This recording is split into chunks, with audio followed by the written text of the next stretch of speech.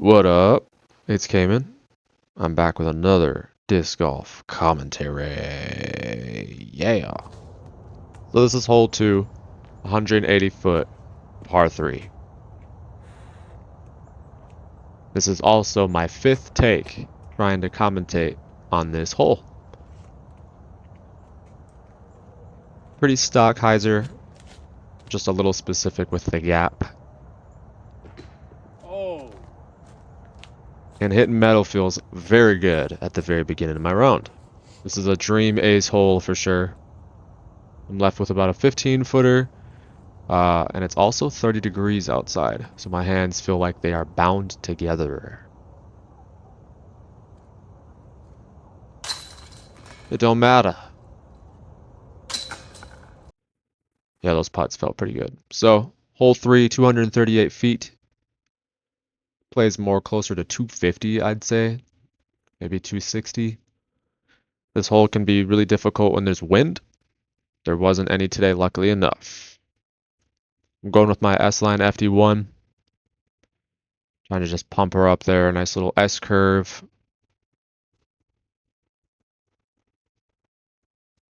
And I didn't get over on it enough, so it fades out pretty early. Skips down the hill as well. Left with a 62 footer uphill.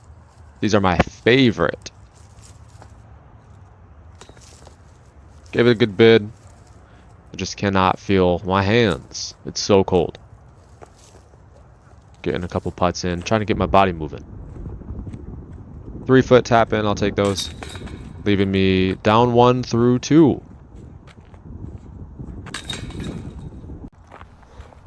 Hole 4, par 3. 264 feet from hillside to hillside. This hole can be really tricky. You want to land that disc soft, as close to the pin as you can. I get my tomb on just a little bit of hyzer, flips up nicely, and just past the basket.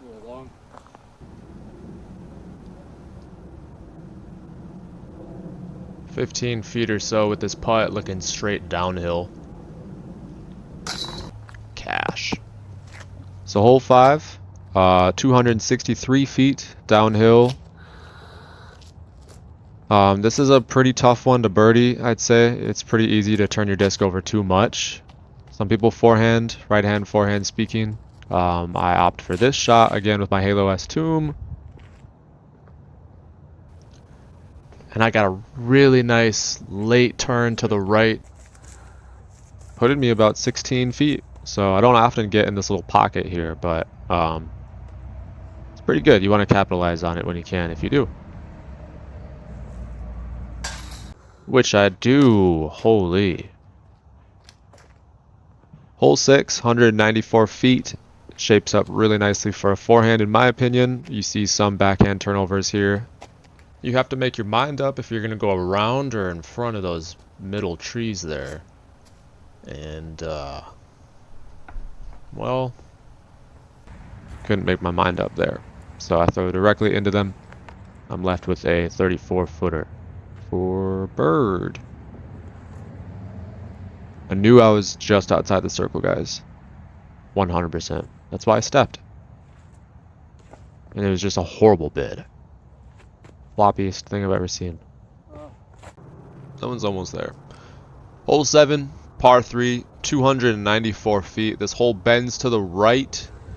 You really got to push it down that field and then hyzer out to the right if you're throwing forehand. There are some fairway trees in the middle of the hole.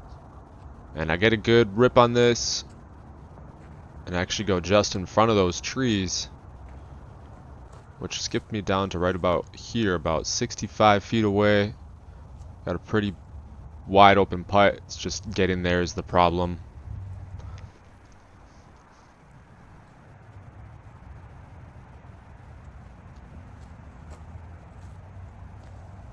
Gave it a good bid, it just didn't drop. Little shorty here. Hole 8, only 162 feet. Par 3. Choose your gap, left or right. I go with this right side, playing the skip. tossing my MD5 out there, nice and overstable.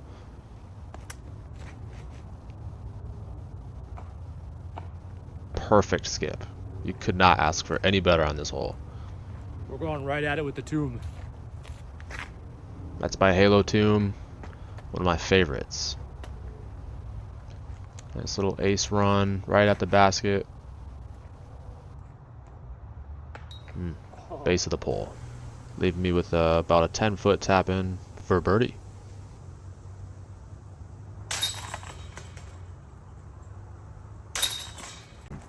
Hole 9. One of the 2 par 4s on this course, 357 feet. Plays downhill the entire way. I'm trying to flip up my S-line FD1 through that gap right in the middle and just hold hyzer the rest of the way down the hill. And I just grip blocked the heck out of that. We hate it. I kicked to the right off of that tree, but I actually didn't go too far off the fairway, so I got a nice look at the basket. For this shot. We're gonna send her. Nice little turnover. And got a little left to right hand, help move it down. Couldn't quite hear me here, but I'm about 210 feet away from the basket. Wanting to throw just a nice straight putter. Starting it out on the left and letting it just drift to the right. Perfect angle. Go. Go. Oh. Way past the basket. Left with about a 30-foot putt here. Slightly uphill.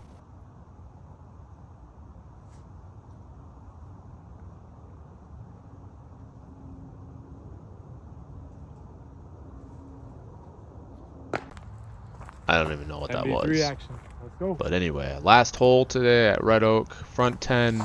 This is hole 10, 410 feet, par 4. Sounds like they did something there with the numbers, but this hole also plays slightly downhill. It's the only other par 4 on the course. You just want to pump something nice and straight out there with just a little bit of finish back to the fairway. This hole can actually be pretty tricky. There's a bush you can't quite see that's off to the left of the fairway. You gotta get around, and there's not a whole lot of space towards the end, but I managed to get right here in a nice little pocket looking directly down at the basket. About 65 feet out. I'm looking for just a nice touchy forehand flex.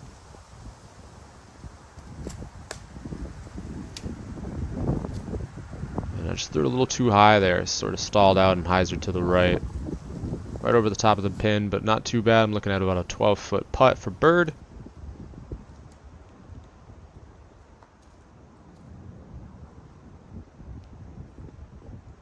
Easy. Oh my gosh. Can't be doing that, man. This is the last hole of the day, technically speaking. I never pressed record for my first time actually playing hole 1. But anyway, this is 274 feet, par 3. There is a Mando sign on the left tree there you can see, forcing you to throw the straight shot right through the gut, which I absolutely executed. Skipped up right by the basket, leaving me with about an 8-foot tap in for a very satisfying birdie to end the day. And the round at Red Oak Park in Burnsville, Minnesota. Shot 6 down through 10 holes. Pretty nice day. 30 degrees out. That's Minnesota for you. Thanks for watching, guys. If you like this content, please leave a like, leave a comment on things I can improve. I'm working on my video editing along with my shot shaping. So stay tuned for 2025 season. Lots more videos to come. See you guys.